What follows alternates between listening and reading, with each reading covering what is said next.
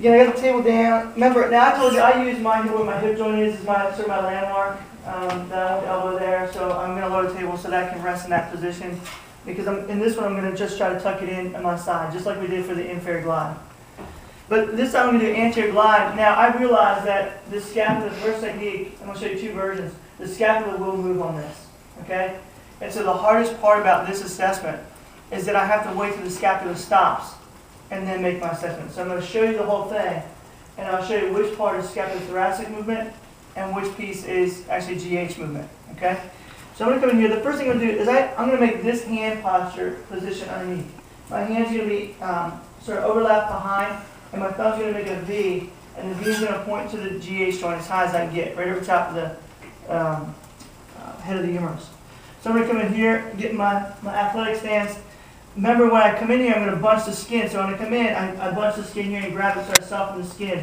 And now I'm ready for my glide. When I lift this up, you see the scapula come up? You see the whole shoulder come up? You see that?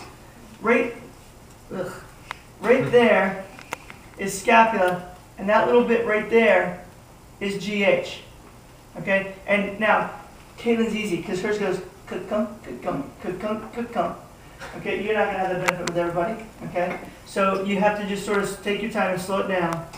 There's scapula, and as I lift right there, I can feel it. I didn't do it that time, I had better control. Don't look at my boss, I'm going to look this way, it's my boss. But that's anterior glide, and I'm going to assess that and come back down. Now I realize this is going to be tough, okay? And I'm using two hands because some of these arms that we know we're dealing with are going to be bigger than we can handle with one hand.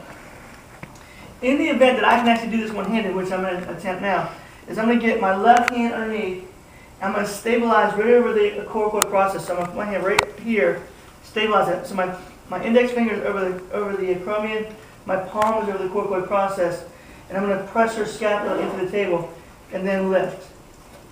So I'm holding the scapula down and lifting right there.